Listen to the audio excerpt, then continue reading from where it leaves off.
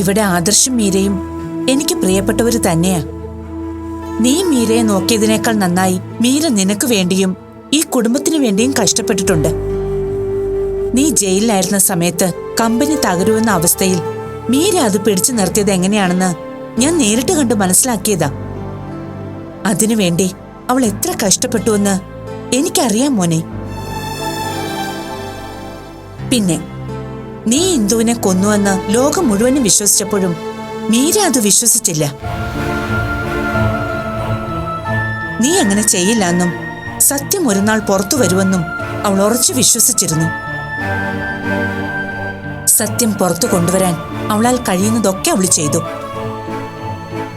ആ സമയത്ത് അഭിരാമി നിന്നെ രക്ഷിക്കാൻ ശ്രമിക്കുന്നതിന് പകരം മീരയെ പുറത്താക്കാനാ അവൾ തയ്യാറായത്.